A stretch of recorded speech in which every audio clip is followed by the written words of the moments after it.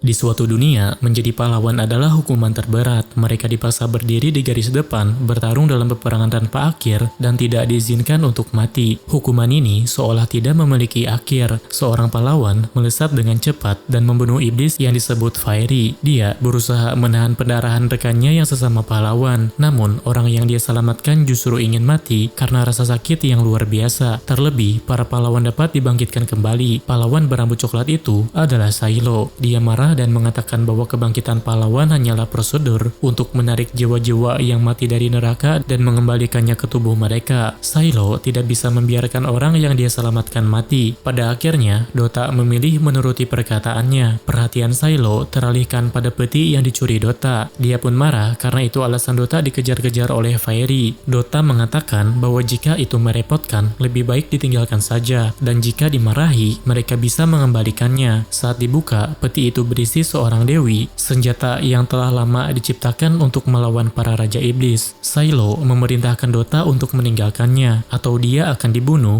jika terus membawanya. Suara trompet terdengar dari bawah tebing. Saat dilihat, pasukan Fiery telah menyerang para kesatria suci. Ada banyak kesatria yang gugur, tetapi Silo melihat masih ada yang bertahan. Misi mereka adalah membantu lebih dari setengah pasukan kesatria suci untuk dievakuasi dari medan perang. Tak disangka, sang dewi tiba-tiba terbangun. Hal itu membuat Silo terkejut. Sang dewi menganggap Silo sebagai kesatrianya karena dia mengatakan akan bertarung demi menyelamatkan para kesatria suci. Sebagai dewi, dia akan memberinya kemenangan. Sebagai imbalan, Silo harus memujinya dan mengelus kepalanya saat kemenangan itu diraih. Dewi itu bernama Teorita, dewi ke-13 yang belum pernah diaktifkan. Sayangnya, Silo sama sekali tidak senang dengan kehadiran Teorita. Dia mengaku membenci dewi dan tidak ingin mengandalkan kekuatan mereka. Namun, Teorita tetap mengikutinya karena menganggap Silo sebagai kesatrianya. Silo menyuruhnya mundur sambil meledakkan para Fiery dengan belatinya. Dia terus mengalahkan para Fiery tanpa henti untuk membuka jalan bagi para kesatria suci. Meskipun dirinya sendiri terluka, Teorita tetap mengikutinya. Setelah situasi agak membaik, Silo mendatangi para kesatria. Awalnya mereka berterima kasih, tetapi setelah melihat tato di leher Silo, mereka menjadi waspada karena dia adalah pahlawan terpidana. Mereka bahkan merendahkan penyelamat mereka karena merasa kehormatan kesatria tercoreng. Kehadiran Teorita semakin memperparah kesalahpahaman. Dota berusaha menengahi dan meminta mereka untuk segera pergi karena gerombolan serangan berikutnya akan datang.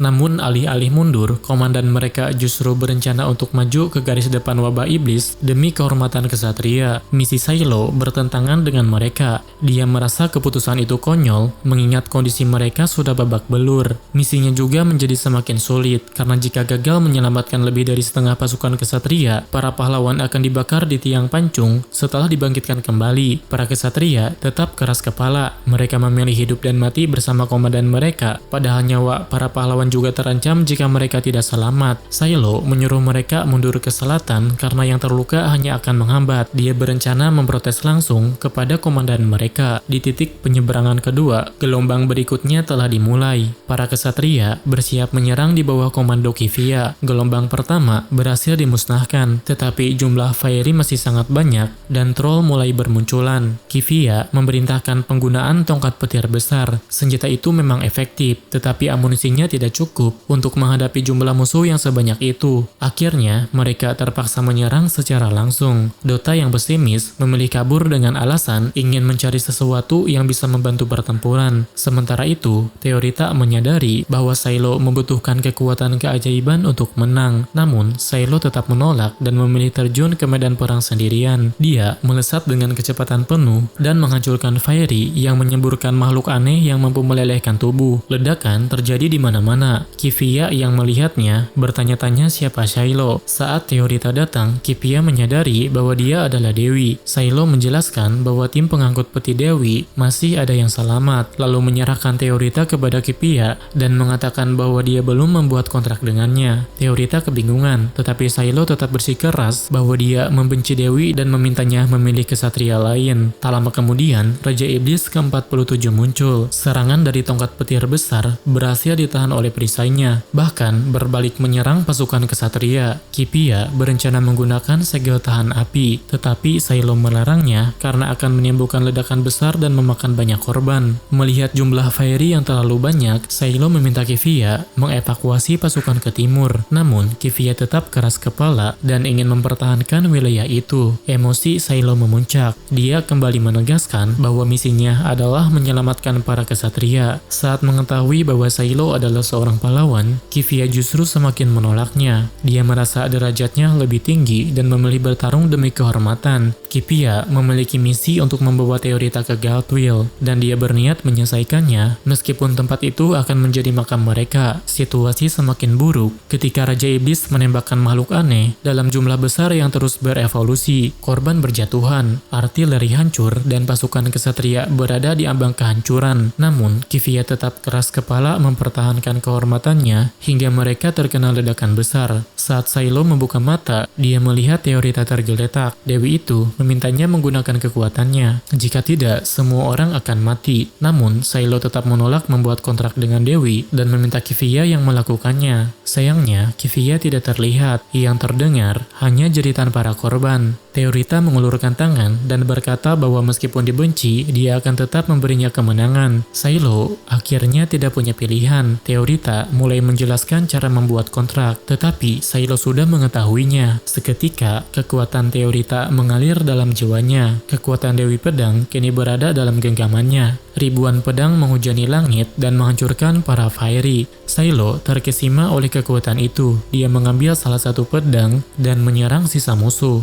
Melihat Kivia kembali sadar, Silo memerintahkannya untuk memburu sisa musuh dan menolong yang terluka. Kivia tersinggung karena diperintahkan oleh seorang kriminal. Tetapi, Silo berteriak bahwa semua ini demi bertahan hidup. Dia tidak ingin mati dan tidak ingin melihat orang lain mati lagi. Dia bertekad membunuh Raja Iblis itu bersama Teorita. Silo membuka jalan, mendekati Raja Iblis dan berhasil memutus lengannya. Raja Iblis membalas dengan menembakkan makhluk aneh dari matanya. Saat Silo terkepung, Teorita kembali menghujani musuh dengan pedang. Silo melompat ke arah Raja Iblis. Teorita mengeluarkan pedang besar yang diselimuti cahaya dan segel suci, lalu melesatkannya hingga meledak. Silo jatuh dan melindungi Teorita, tetapi serangan tak terduga dari Raja Iblis pada akhirnya membuatnya pingsan. Saat terbangun, Dota datang membawa hasil curiannya, yaitu segel tanah api. Setelah diaktifkan, Silo kembali melompat ke arah Raja Iblis dan melemparkan bom tersebut. Ledakan dahsyat pun menghancurkan tubuh Raja Iblis. Dengan lenyapnya Raja Iblis, para Fairy pun mundur dengan sendirinya. Sesuai perjanjian, Teorita meminta pujian dan elusan kepala. Silo mengakui keberhasilannya. Namun, saat hendak mengelus kepalanya, dia teringat Dewi lamanya. Kivia datang dan menuduh Silo atas pencurian Dewi dan segel tanah api, serta tindakannya yang dilakukan tanpa izin. Dia menganggap Silo sebagai kriminal kelas berat. Kivia meminta Teorita ikut dengannya, tetapi Teorita menolak. Dia percaya bahwa pertemuannya dengan Silo adalah takdir dan bahwa Silo adalah kesatria yang akan mengalahkan semua Raja Iblis. Kivia kemudian mengungkap kejahatan Silo. Dia divonis menjadi pahlawan karena pernah membunuh dewinya sendiri.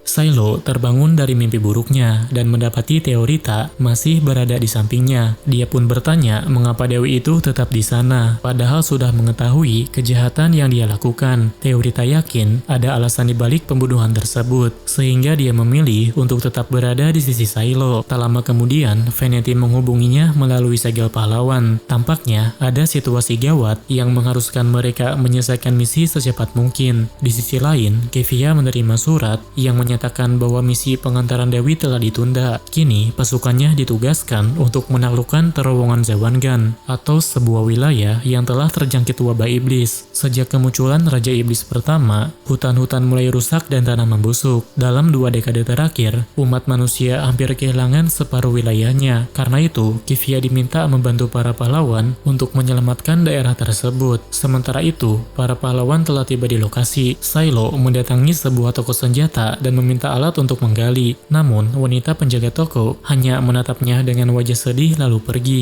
Seorang anak kemudian menghampiri Shiloh dan menunjukkan terowongan tempat wabah iblis berada. Anak itu berkata bahwa ayahnya belum pulang, padahal hari itu adalah ulang tahunnya dan ayahnya sudah berjanji akan kembali. Shiloh memahami maksudnya dan segera pergi. Terowongan Zawangan diketahui menghasilkan besi berkualitas tinggi yang digunakan sebagai katalis dalam segel suci. Perusahaan pengembang dan pihak militer telah menggelontorkan banyak dana ke tempat itu, namun kini malah berubah menjadi sarang fiery. Tugas para pahlawan adalah mengamankan jalur bagi serangan para kesatria. Karena Venetim tidak memiliki kemampuan bertarung, dia memilih mundur. Saat para pahlawan mulai menggali di bawah tanah, Kivia datang bersama pasukannya. Dia mengajak Theorita beristirahat di posnya, tetapi Theorita menolak karena ingin menyaksikan tugas kesatrianya. Shiloh hanya berdecik, sementara Norgal menyatakan bahwa sang dewi akan tetap berada di garis depan bersama mereka. Tidak dapat memaksa, Kivia pun memilih menyerah. Shiloh merasa ada sesuatu yang aneh. Biasanya, tambang yang terjangkit wabah fiery akan dibiarkan begitu saja, apalagi menjelang musim dingin ketika tidak ada aktivitas penambangan. Dia mempertanyakan tujuan mereka, curiga bahwa Theorita akan dimanfaatkan. Kivia menolak tuduhan itu dan menyuruhnya berhenti berasumsi, sebab mereka hanya menjalankan misi. Setelah Shiloh membuka jalan, para fiery mulai mengamuk. Tatsuya maju dan membantai mereka. Meski tidak membutuhkan bantuan, dia tampak mulai kelelahan. Setelah masuk lebih dalam, Norgal memilih area yang belum terjangkit sebagai markas. Norgal kemudian memasang jebakan yang akan membakar siapapun yang mendekat. Namun, Shiloh menyadari jebakan itu juga berbahaya bagi para kesatria. Karena itu, dia mengamankan kuncinya. Tak lama kemudian, saat mereka sedang makan, pasukan kesatria diserang oleh kawanan knocker atau manusia yang telah terjangkit wabah iblis. Shiloh tidak bisa bertindak tanpa perintah, sehingga dia meminta arahan dari Kivia. Setelah perintah diberikan, para pahlawan pun maju ke depan. Theorita merasa sedih karena tidak tega membunuh mereka. Namun, sekali seorang terjangkit, tidak ada cara untuk menyembuhkannya. Setidaknya, Shiloh ingin mengakhiri penderitaan mereka. Tampaknya masih ada beberapa penambang yang belum sempat keluar. Norgal ingin menyelamatkan mereka, tetapi Kivia menolak karena itu bukan bagian dari misi. Baginya, mengorbankan kesatria demi warga sipil dianggap tindakan yang sia-sia. Secara diam-diam, Kivia sebenarnya juga ingin menyelamatkan mereka. Dia meminta pendapat Shiloh mengenai resiko yang akan dihadapi. Namun, seorang utusan dari Galtwell datang dan mempertanyakan keputusan itu. Dia menegaskan bahwa misi mereka sudah jelas, yaitu menggunakan segel bumi untuk meruntuhkan tambang. Norgal tidak terima rakyatnya diabaikan. Meskipun ambisinya untuk menjadi raja juga besar, para pahlawan menghormatinya dan memanggilnya Paduka karena kepeduliannya terhadap rakyat. Theorita memandang Shiloh dengan tatapan yang mengingatkannya pada anak yang ditemuinya sebelumnya. Shiloh pun tidak punya pilihan selain mencoba menyelamatkan warga sipil yang masih tersisa. Para kesatria tetap dapat menjalankan misi mereka, bahkan jika harus mengubur semua orang ketika keadaan memburuk. Namun, Shiloh tidak mengizinkan Theorita ikut serta. Dia menyadari adanya rencana licik dari pihak Galtwell yang ingin mengorbankan sang dewi dan kembali menyalahkannya. Karena itu, para kesatria pun menahan Theorita agar tidak ikut dengan Shiloh.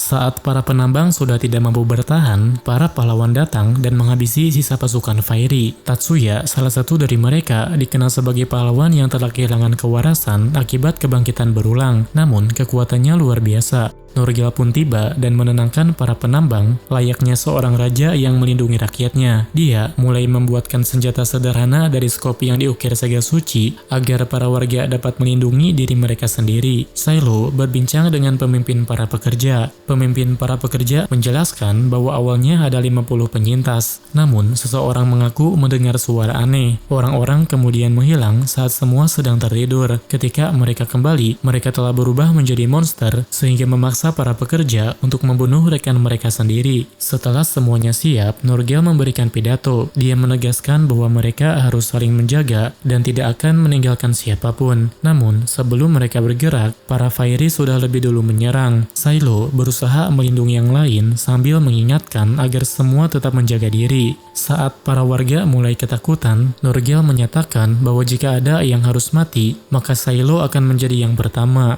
Baginya, nyawa para pahlawan tidak sebanding dengan rakyatnya. Para warga yang bertarung mulai kelelahan. Silo memaksa mereka tetap berdiri, tetapi mereka sudah tidak sanggup. Norgel maju ke depan. Dia kembali berpidato seperti seorang raja yang melindungi rakyatnya. Norgel menambahkan bahwa para pekerja yang telah mengabdi pada negara layak untuk dihargai. Saat Fairy kembali menyerang, para pekerja yang tersentuh oleh ketulusan Norgel bangkit dan melawan. Meski begitu, kekuatan mereka tidak cukup menghadapi jumlah musuh. Tiba-tiba, medan perang dihujani pedang. Teorita datang dengan napas terengah-engah. Teorita muncul sebagai penyelamat dan meminta pujian. Norgel mengucapkan terima kasih. Ternyata, Teorita kabur dari penjagaan kesatria. Dia marah karena ditinggalkan sendirian. Silo kembali menegaskan bahwa dia tidak membutuhkan bantuannya. Tetapi, hal itu justru membuat Teorita sedih dan juga bingung. Silo lalu berkata agar dia tidak mengorbankan hidupnya demi pujian orang lain. Baginya, tidak masalah jika Teorita tidak membantu selama dia tetap hidup. Teorita pun memahami bahwa Silo menjauhinya demi keselamatannya. Namun sebagai dewi, dia merasa sudah menjadi takdirnya untuk bertarung demi pengakuan. Dengan penuh semangat, dia berkata bahwa Silo tidak dapat menghentikannya. Meski kesal, Silo tidak bisa membantah. Tak lama kemudian, suara melengking yang menyakitkan telinga menggema. Tatsuya yang tidak terpengaruh terus membantai musuh, sementara Teorita memberikan perlindungan dan pemulihan kepada Silo. Raja Iblis Lotus pun muncul, menyebabkan kehancuran pada pendengaran mereka. Suaranya membuat orang-orang kehilangan kendali dan mendekatinya. Norgel marah karena iblis itu memanipulasi rakyatnya. Silo terpaksa bertahan dari dalam barikade sambil membantu dari jarak jauh. Saat Tatsuya berhasil membelah musuh, ternyata itu hanyalah umpan. Dia justru terjerat akar iblis, sementara tubuh utama Lotus berada di dinding gua. Ketika Silo hendak menyerang, kekuatannya sudah mencapai batas. Beruntung, Kivia datang bersama pasukannya dan langsung memerintahkannya untuk membantu Teorita serta menyelamatkan para pekerja. Namun, Lotus kembali mengeluarkan suara mengerikan, membuat semua orang merasa kesakitan. Melihat para pekerja terancam, Norgel menyerang dengan api dari lentera buatannya. Serangan itu hanya melemahkan musuh. Dengan bantuan Tatsuya, Silo maju membawa lentera tersebut. Norgel kemudian memotong kaki Lotus dan menusuknya sebelum akhirnya terlempar dan pingsan. Silo pun melancarkan serangan terakhir dan mengalahkan Raja Iblis itu. Para pekerja segera menolong Norgel. Bahkan dalam kondisi tidak sadar, dia masih menanyakan keadaan rakyatnya. Kepulangan para pekerja disambut haru oleh keluarga mereka. Ketua pekerja mendatangi Silo dan mengucapkan terima kasih karena mereka bisa selamat tanpa harus mati sia-sia. Silo hanya tersenyum tipis dan mengatakan bahwa mereka seharusnya berterima kasih kepada paduka Norgel. Seorang utusan tidak senang melihat hal itu dan berniat menghukum Silo karena dianggap melanggar aturan. Namun, Kivia menghentikannya. Dia menyatakan bahwa berkat para pahlawan, warga sipil berhasil diselamatkan, sehingga wajar jika mereka mendapat apresiasi. Baginya, itu jauh lebih baik daripada seseorang yang hanya memamerkan wewenang tanpa pernah bertarung. Ucapan itu membuat sang utusan terdiam dan akhirnya pergi dengan rasa malu. Mereka melewati jalan dingin untuk menjalankan misi baru. Saat hampir tiba, Venetim terlihat kelelahan dan ingin beristirahat. Tak lama kemudian, mereka sampai di Benteng Mured. Di sana, suasana tiba-tiba meriah karena sedang berlangsung festival. Sementara para pahlawan tampak bersantai menikmati waktu mereka. Berbeda dengan yang lain, Silo memilih berada di dalam sel sambil membaca buku. Teorita datang menghampirinya karena ingin bermain, tetapi Silo menolak dan tetap fokus membaca. Teorita terkejut mengetahui bahwa orang setangguh Silo ternyata gemar membaca antologi puisi. Silo mengatakan bahwa jika dia bukan seorang tentara, mungkin dia akan menjadi penyair. Tak lama kemudian, Kivia datang dan ingin berbicara dengan Silo. Teorita yang melihatnya langsung bersemangat dan mengajak mereka keluar untuk menikmati festival. Mereka bertiga pun pergi bersama. Teorita terlihat sangat antusias, berkeliling dari satu kios ke kios lain untuk mencari jajanan. Saat berbincang berdua, Kivia dengan jujur mengakui bahwa pandangannya terhadap Silo telah berubah. Silo telah menyelamatkan bawahannya serta warga sipil yang sebelumnya mereka abaikan. Mendengar itu, Silo merasa lega karena usahanya tidak sia-sia. Berkat tindakan Silo, Teorita yang sebelumnya diperebutkan oleh pihak kuil dan militer juga berhasil diselamatkan. Pihak militer berniat meneliti tubuh Teorita, sementara kuil menolak dengan tegas. Namun, banyak pihak mendukung militer karena jika penelitian itu berhasil, mereka dapat menciptakan lebih banyak dewi. Meski begitu, Silo berhasil membuktikan nilai Teorita dengan mengalahkan dua Raja Iblis dalam waktu singkat. Awalnya, Teorita dianggap tidak berguna karena merupakan dewi terlemah di antara 12 dewi lainnya. Kivia yang mengetahui rencana penelitian tersebut merasa nalurinya tersiksa. Itulah sebabnya para kesatria berusaha menebus kesalahan mereka dengan mempertaruhkan nyawa. Silo menyadari perasaan bersalah Kivia dan kembali menegaskan misinya. Jika berhasil, Teorita tidak akan berakhir di meja eksperimen. Dia bersumpah akan membuat Gautwill mengakui nilai dewi tersebut. Misi kali ini adalah mempertahankan benteng murid dari serangan Raja Iblis tanpa dukungan bantuan. Penetim bertanya apa tujuan sebenarnya dan sampai kapan mereka harus bertahan. Pimpinan menjawab dengan dingin. Dia bilang mereka harus bertahan sampai mati. Jika benteng ditembus, bantuan memang akan datang dari belakang. Tetapi itu berarti para pahlawan sudah pasti gugur. Rencana sebenarnya adalah membunuh Raja Iblis nomor 15 dengan mengorbankan para pahlawan sebagai umpan untuk mengulur waktu. Veneti mempertanyakan mengapa para pahlawan tidak diizinkan mundur setelah memancing Raja Iblis ke sana. Pimpinan menjawab bahwa itu adalah keputusan Gautwill. Jika ada yang mencoba melarikan diri, segel suci di leher mereka akan membunuh mereka semua. Silo yang awalnya marah akhirnya memahami bahwa dirinya memang dibenci, terutama karena Dewi kembali berpihak padanya. Sementara itu, Veneti mencoba bernegosiasi agar misi ini tidak terlalu merugikan para pahlawan. Dia menceritakan masa lalunya. Dahulu, dia pernah hampir menyelamatkan dunia, tetapi malah ditangkap. Silo mengira itu karena berbagai penipuan yang dilakukan Venetim. Dia dihukum karena menulis artikel gosip tentang mata-mata Raja Iblis, bahkan keluarga kerajaan. Veneti mengakui bahwa saat itu pihak korban kehabisan bahan berita, sehingga atasannya meminta menulis sesuatu yang dapat menimbulkan kepanikan publik. Petinggi tidak mempermasalahkan skandal yang dia tulis, tetapi masalahnya adalah karena dia menulis tentang kebenaran. Lebih buruk lagi, gaya tulisannya yang meyakinkan membuat banyak orang percaya. Akibatnya, dia dihukum menjadi pahlawan dan diberi segel suci khusus agar tidak bisa lagi mengungkapkan kebenaran.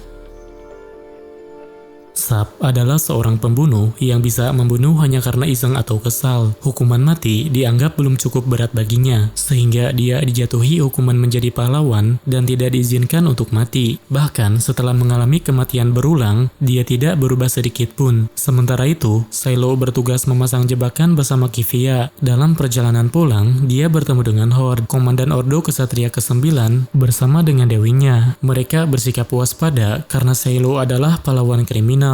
Tak lama kemudian, Teorita datang dan memarahi Silo karena pergi tanpa sepengetahuannya. Dia juga cemburu pada Kivia karena pergi berdua dengan Silo ke dalam hutan. Bahkan, dia merasa iri pada dewi lain karena belum pernah dielus kepalanya oleh Silo. Seperti biasa, Silo bersikap cuek. Pikirannya tengah dipenuhi cara agar pasukannya yang sedikit tidak terkepung oleh Fairy dan tewas secara mengenaskan. Tak lama kemudian, para penambang yang sebelumnya diselamatkan oleh kelompok Silo datang untuk membantu sebagai bentuk balas budi. Mereka juga ingin melindungi kampung halaman mereka agar tidak kehilangan mata pencaharian. Silo tidak ingin mempertaruhkan nyawa mereka sia-sia, tetapi Norgel datang dan menerima bantuan tersebut. Dengan penuh semangat, dia menyatakan akan menjadikan benteng ini sebagai benteng militer terkuat demi meraih kemenangan bersama. Para penambang pun serentak menyambut semangat sang raja. Parit benteng segera diisi air dan para pahlawan mulai menyusun strategi. Silo menjelaskan secara rinci posisi pertahanan mereka, sekaligus menetapkan dirinya sebagai petarung garis depan. Tugas utama mereka adalah menahan invasi Fairy untuk memancing keluar tubuh asli Raja Iblis. Namun, para tahanan yang menjadi pahlawan tidak ingin mempertaruhkan nyawa mereka dalam pertempuran ini. Sab pun bertindak dengan menembak tangan salah satu dari mereka. Melihat itu, Silo langsung mencekik Sab. Dia mengakui bahwa tindakan Sab memang efektif, tetapi menegaskan agar dia tidak mengulanginya lagi. Sikap Sab yang patuh membuat para tahanan lain langsung memahami siapa pemimpin sebenarnya di sana. Venetim kemudian memberikan surat dari Frenzy Mastibold kepada Silo. Keluarga bangsawan Mastibold bersedia meminjamkan pasukan, tetapi Silo menolak terlibat dengan mereka. Dia lebih fokus mencari cara agar para pengembang bisa mundur secepat mungkin. Venetim lalu bertanya bagaimana jika ada pihak yang justru menginginkan kehancuran bagi umat manusia. manusia. Silo awalnya tidak percaya pada teori konspirasi tentang penyebar Raja Iblis yang sering dibicarakan Venetim. Namun, melihat misi yang tidak masuk akal ini, dia mulai mempertimbangkannya kembali. Pertempuran ini pun dimulai. Garis depan Fairy mulai menyerang. Norgal dan pasukannya menembaki mereka dari atas benteng. Fairy yang lolos dari serangan panah tertahan oleh pagar pelindung dan terbakar. Sap menjaga bagian belakang benteng, sementara Kiva bersama para kesatria suci bertahan di bawah benteng. Namun, situasi berubah ketika muncul seorang manusia yang menunggangi kuda Fairy. Dia menembakkan panah api yang menghancurkan pagar pelindung buatan Norgal. Akibatnya, pasukan Fairy berhasil menembus pertahanan dan menghancurkan trali besi di gerbang depan benteng.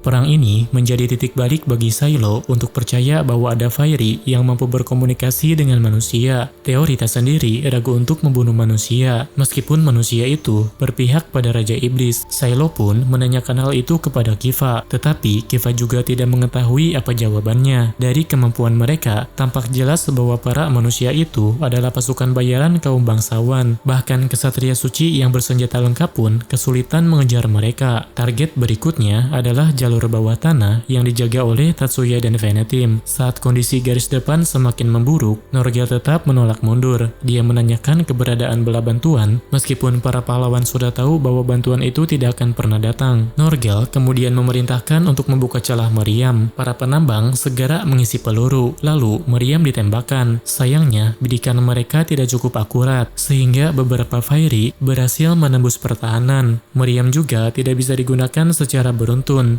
Sementara gelombang serangan berikutnya sudah mendekat, Silo tidak punya pilihan selain maju ke garis depan. Saat Raja Iblis mulai terlihat, dia menggedong Teorita dan melompat ke arah musuh. Di sisi lain, Tatsuya membantai manusia-manusia yang berpihak pada Raja Iblis. Raja Iblis mulai menyadari kehadiran mereka. Teorita memanggil pedang-pedangnya dan Silo melemparkannya satu persatu. Ledakan demi ledakan menghancurkan Fairy. Namun, saat hendak melompat, kaki Silo digigit oleh Fairy, membuat mereka terkepung. Tiba-tiba, pasukan berkuda datang dan menghancurkan barisan musuh. Pasukan itu memberi celah bagi Silo untuk mundur. Rupanya, itu adalah pasukan dari Mastibolt. Silo langsung memaki Venetim karena menerima bantuan mereka. Di tengah kekacauan, Dota muncul karena dikejar tentara bayaran. Karena tidak memiliki uang untuk membayar mereka, Dota justru mencari uang dari para tentara bayaran untuk membayar mereka sendiri. Memanfaatkan kebingungan Raja Iblis, Silo kembali ke medan tempur. Teorita memanggil pedang raksasa dan menancapkannya ke tubuh Raja Iblis. Meski tidak bertahan lama, usaha Teorita mengingatkan Silo pada Dewi lamanya. Silo kemudian mengaktifkan jebakan yang telah dia siapkan. Tanah meledak dan membuat Raja Iblis terperosok. Teorita menciptakan 5 pedang raksasa yang lebih kuat dan menusuknya dengan sekuat tenaga. Namun, Raja Iblis yang terdesak tiba-tiba menyerang dengan menembakkan ratusan taring ke arah mereka. Silo berlari untuk melindungi Teorita, tetapi Raja Iblis kembali bangkit dan mengincarnya. Di sisi lain, garis depan telah runtuh. Norgal memerintahkan para penambang untuk mundur. Meskipun tidak ada tempat yang benar-benar aman, Teorita sudah mencapai batasannya. Sementara Silo masih berdiri meski terluka parah. Dengan tegas, Teorita menyatakan bahwa dia akan terus bertarung karena dia adalah dewi yang perkasa. Kali ini, Silo tidak menolak bantuannya. Dia menyadari bahwa Teorita tidak lagi bertarung dengan niat mati, dan dia berjanji akan tetap hidup jika diminta. Teorita membuka jubahnya dan memanggil pedang suci dari dunia luar, sebuah senjata yang cukup kuat untuk satu serangan penentu. Silo berusaha menarik pedang itu, tetapi tubuhnya terus dihantam serangan Raja Iblis. Dari kejauhan, Dota datang dan membantu melindunginya, sementara Sap memberikan dukungan tembakan. Pada saat yang tepat, pedang suci berhasil dipanggil. Tangan Silo sempat terlahap oleh Raja Iblis, tetapi dia tetap berhasil menusukkan pedang tersebut dan menghancurkan musuhnya. Pedang itu pun lenyap. Teorita jatuh lemas dan tertidur. Silo memujinya, mengatakan bahwa dia benar-benar hebat sebelum akhirnya ikut pingsan. Saat terbangun, Silo melihat seorang pria berkacamata yang mengaku sebagai sekutu para pahlawan. Dia bersyukur kondisi Silo membaik tanpa perlu menjalani perbaikan tubuh. Saat itu itu, Silo juga menerima bingkisan dari warga yang menyebutnya sebagai pahlawan kilat. Silo menyuruh pria itu pergi. Lalu, pria itu memperingatkan bahwa aksi para pahlawan telah menarik perhatian. Dia menasihati Silo agar tidak terlalu sering melanggar perintah, karena ada faksi yang menganggap para pahlawan sebagai pengganggu. Tak lama kemudian, Teorita menghampirinya. Tanpa sadar, Silo melihat bayangan Zenerva dalam dirinya. Teorita menangis karena merasa dilupakan. Hati Silo pun tersentuh. Dia mengusap lembut kepala Teorita dan mengatakan bahwa dia tidak melupakannya, sehingga Teorita tidak perlu menangis.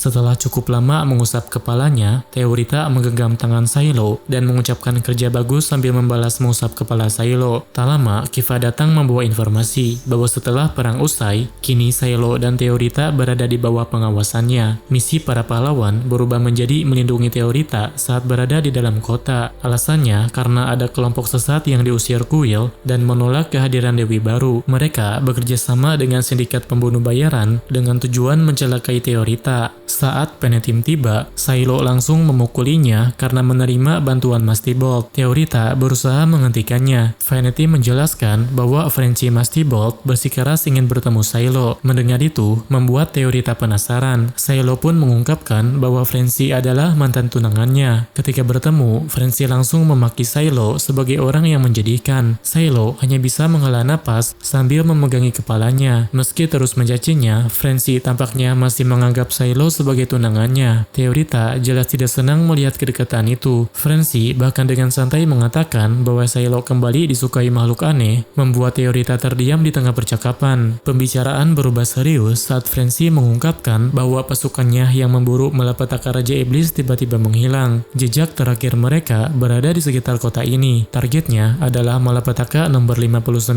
Spriggan yang diduga mampu menyamar menjadi manusia, suatu kemampuan langka bahkan di antara Raja Iblis.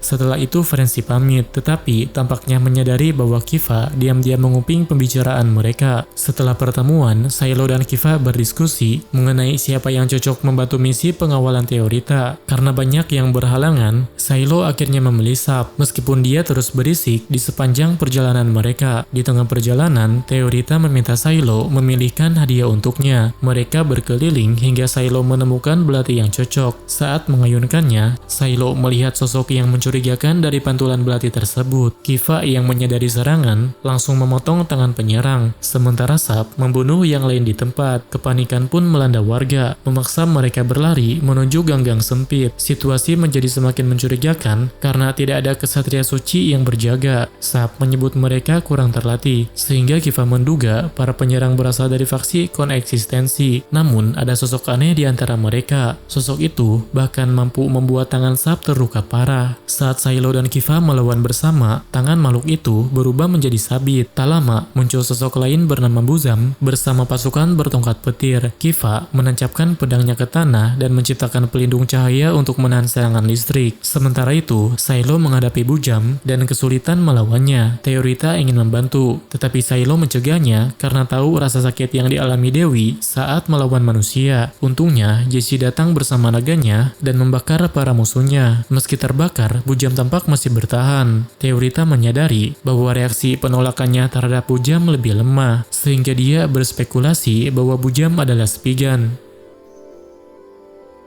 Berkat kerjasama para pahlawan, Teorita berhasil selamat dari upaya pembunuhan. Namun, barikade penjagaan terputus di banyak titik dan hampir setengah pasukan tewas. Para kesatria suci mulai berspekulasi bahwa ada pengkhianat di antara mereka, dan Silo termasuk yang dicurigai. Kiva kemudian menemui konsultan mereka, Kepala Pendeta Marlene yang juga merupakan pamannya. Dia menjelaskan hasil interogasi bahwa sebagian besar orang yang tertangkap hidup-hidup hanyalah petualang yang tidak tahu apa-apa. Kiva menyalahkan dirinya sendiri karena gagal menangkap pembunuh bayaran dalam keadaan hidup. Sang paman menenangkannya, mengatakan bahwa rasa tanggung jawab berlebihan tidak akan membawa hasil yang baik. Mendengar itu, Kiva pun sedikit lebih tenang. Silo lalu mengusulkan agar mereka menyelidiki serikat petualang terlebih dahulu. Target mereka adalah Lideo Sordik, seorang pemimpin dari serikat tersebut. Di sisi lain, Lideo menerima laporan bahwa misi pembunuhan terhadap Teorita berakhir gagal. Pembunuh Pembunuh bayaran Shinji Bao mengeluhkan Bujam yang dianggap terlalu amatir dan meminta bayaran tambahan jika ingin terus bekerja sama. Lideo kemudian menengahi mereka. Dia menaikkan bayaran dan mengingatkan bahwa mundur berarti tidak mendapat imbalan. Keesokan paginya, Saylo mendekati Dota dan Jace yang sedang makan. Dia mengajak Dota ikut serta, tetapi Dota awalnya menolak karena merasa ada yang tidak beres. Jace bersedia membantu, namun Saylo membutuhkan kemampuan menyelinap milik Dota, sehingga Dota pun akhirnya terpaksa ikut. Kivia menyamar sebagai bangsawan wanita. Saylo memuji bahwa penampilannya sangat cocok, bahkan sampai membuat Kiva salah tingkah. Mereka kemudian menyusun rencana untuk mendekati serikat. Dota menyarankan agar Kivia berperan sebagai istri bangsawan dan Saylo sebagai selingkuhannya yang ingin bekerja sama untuk membunuh sang suami. Di masa lalu, Dota pernah diadili karena melarikan diri dari penjara istana dan mencuri seekor naga. Dia mengaku membantu seorang pangeran berusia 10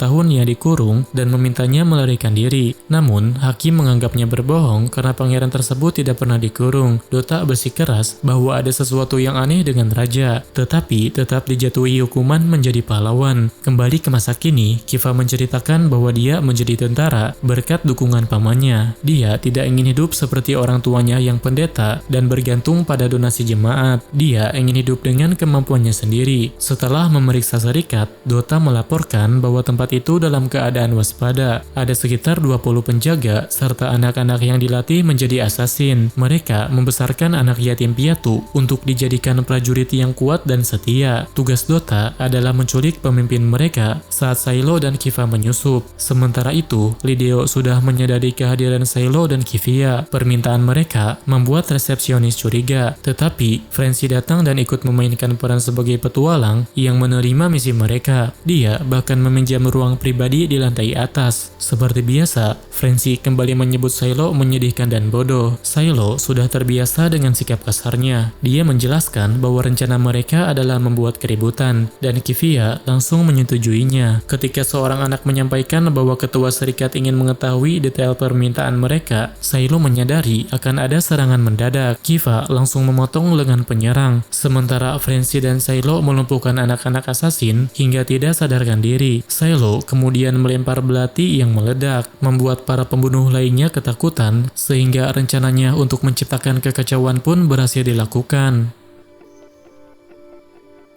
Lideo yang mendengar kekacauan di luar segera membakar bukti kejahatannya. Dia menggenggam tangan adiknya dan berniat kabur keluar kota. Sementara itu, Francie dan Kivia berusaha meredam kekacauan akibat rencana Saylo. Namun, anak-anak asasin kembali mencoba membunuh mereka. Francie dan Kivia pun bertarung sambil berusaha tidak melukai mereka secara fatal. Tiba-tiba, sekelompok petualang kota yang mengincar kepala Saylo datang. Mereka menembakkan tongkat petir dengan akurasi buruk. Saylo menyerahkan mereka pada Francie dan Kivia. Di tengah pertempuran, muncul troll peliharaan Lideo. Saat keadaan semakin terdesak, Saylo merasakan kehadiran Teorita. Fokusnya sempat terpecah karena harus melindunginya, tetapi kini dia tidak lagi menolak bantuan sang dewi. Di sisi lain, Lideo berusaha kabur melalui jalan pintas. Di tengah kota yang kacau, Norgal masih bersikap seperti raja. Tatsuya yang selalu berada di sisinya, melindungi Norgal dari serangan panah dan juga melumpuhkan musuh. JC juga menunjukkan kemampuan hebat dalam pertarungan jarak dekat. Sementara itu, Saylo mengajak Teorita bekerja sama. Saylo menggabungkan kekuatannya dan melempar pedang untuk menciptakan ledakan besar. Kali ini, dia tidak lagi menolak keberadaan Teorita, bahkan memujinya dan mengusap kepala sang dewi tanpa ragu. Melihat troll hancur, para petualang memilih menyerah saat Norgal tiba. Di tengah kerumunan warga yang berusaha mengungsi, Lideo terpisah dari adiknya. Dota muncul dan mengancamnya untuk ikut. Dari atas kota, Bujam mengamati kekacauan. Shinji Bao datang bersama rekan-rekannya, namun tiba-tiba Bujam menerima perintah untuk menyingkirkan Lideo dan memutus semua hubungan dengannya. Bujam kemudian mengajak Shinji dan timnya bekerja sama. Dari situ, mereka menyadari bahwa Bujam adalah malapetaka Raja Iblis. Lideo akhirnya berhasil ditangkap. Dalam interogasi, dia mengakui berniat membunuh Saylo dan Teorita, tetapi tidak mengetahui identitas kliennya. Silo menjambak rambutnya dan menawarkan negosiasi agar dia tidak diserahkan pada kesatria suci. Lideo pun setuju dengan syarat adik-adiknya tidak disakiti. Lideo mengungkapkan bahwa kliennya adalah faksi koeksistensi. 10 hari sebelumnya, dia bertemu pria bertopeng hitam yang memaksanya memilih untuk patuh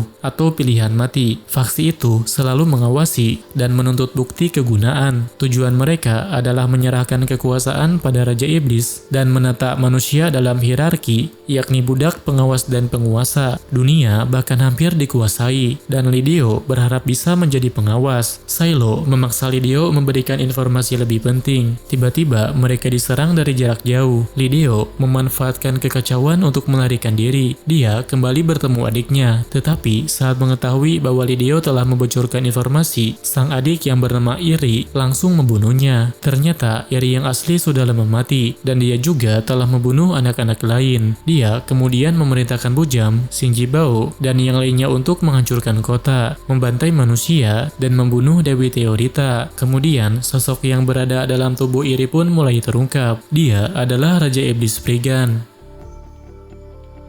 Kivia melihat barang bukti yang setengah halus itu memiliki lambang kuil. Dia pun teringat pada ucapan Lideo yang menyebut nama Mikhail Zelkov. Petunjuk itu mengarah pada seseorang yang sangat dekat dengannya. Namun, dia masih ragu untuk mempercayainya. Di sisi lain, Venetim sedang memberikan surat resmi pembebasan Reino kepada salah satu penjaga. Sementara itu, Teorita sedang sarapan sambil mengeluh ingin jalan-jalan. Namun, karena ada larangan baginya untuk keluar, Silo hanya bisa mengikuti perintah atasan.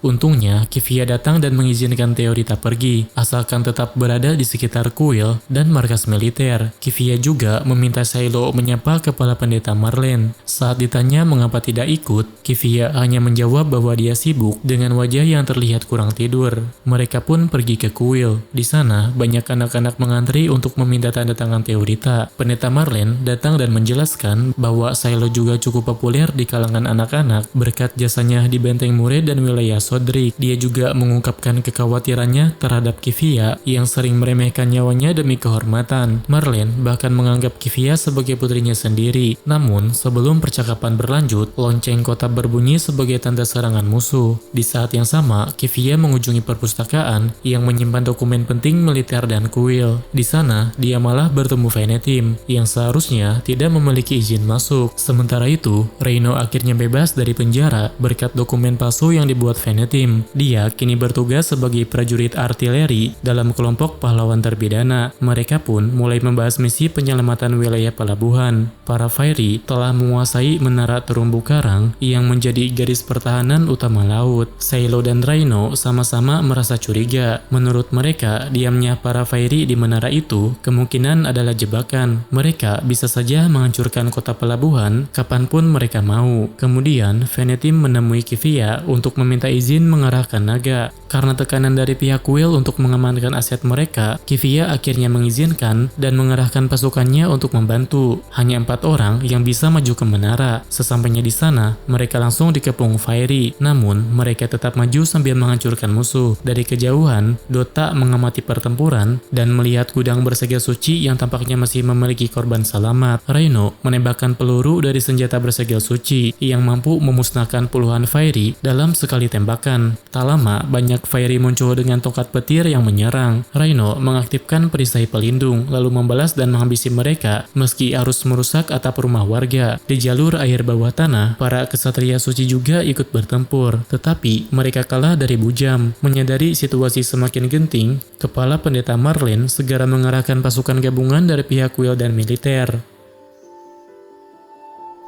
Kiva awalnya kagum karena berhasil menyatukan kuil dan militer. Namun, saat pendeta Marlene berdoa dengan menyebut nama Maherzel, keraguannya kembali muncul. Di medan lain, para kesatria suci mulai menyerang Fairy yang memasuki kota, sementara Fancy dan kelompoknya mencari keberadaan Spriggan. Silo dan kelompoknya berusaha membersihkan Fairy di sekitar gudang. Awalnya, warga ragu untuk membantu, tetapi setelah mendengar nama Dewi Teorita yang belakangan populer, mereka akhirnya membuka pintu dan memberi memberi dukungan. Saat bala bantuan Fairy datang, Jace bersama naganya muncul tepat waktu dan membakar banyak musuh. Namun dari kejauhan, artileri bayaran yang memihak Fairy mulai menembaki Jace. Dia berhasil menghindari semua serangan, tetapi Silo tetap harus menangani ancaman itu. Dia memerintahkan Reino dan Tatsuya untuk melindungi warga. Sementara itu, Rajit datang melaporkan situasi dan menunggu perintah Kivia. Namun, Kivia justru menyerahkan komando kepada masing-masing kapten karena harus menangani hal lain. Rajit memahami keputusan itu dan memilih mempercayai para kapten. Melihat kepercayaan tersebut, Kivia akhirnya mengungkapkan keraguannya. Di medan tempur, Silo melewati ribuan Fairy menuju menara tempat artileri musuh berada. Satu-satunya jembatan menuju menara dijaga ketat, tetapi Silo dan Teorita menghancurkannya dengan ledakan pedang. Artileri musuh menembaki Silo, tetapi Teorita menahan serangan itu di udara. Silo sempat terjerat oleh Fairy dan diserang mendadak oleh Shinjibao. Untungnya, Teorita melempar pedang untuk menghentikan serangan tangan besi lawannya. Silo kemudian melempar Shinji ke udara dan naga milik Jace menabraknya. Saat perhatian artileri teralih pada Jace, Reino menembak dari kejauhan. Pelurunya tidak bisa dihentikan dan berhasil menghabisi artileri musuh. Di sisi lain, Kivia meminta bantuan Frenzy untuk menyelidiki pendeta Marlin. Frenzy setuju dengan alasan membantu Silo, sekaligus memanfaatkan situasi agar kesatria suci berhutang padanya. Keadaan semakin genting, hanya Silo dan Teorita yang mampu menghadapi Bujam. Bujam sendiri berniat membunuh Teorita demi rajanya, menandakan adanya sosok pemimpin di atas para raja iblis. Sementara itu, Jace dan Reino tidak bisa membantu karena area tertutup kabut darah dan juga debu. Silo melempar dua belati, satu untuk mengalihkan perhatian Bujam dan satu lagi untuk meruntuhkan menara. Air laut masuk ke daratan, membuat lendir Bujam jadi kehilangan fungsi. Meski begitu, Bujam tetap menyerang dengan pusaran angin. Di tengah situasi kritis antara hidup dan mati, Silo mengingat kata-kata Senerva yang ingin tetap hidup. Dengan serangan terakhir, Silo melesat maju dan berhasil membinasakan Bujam.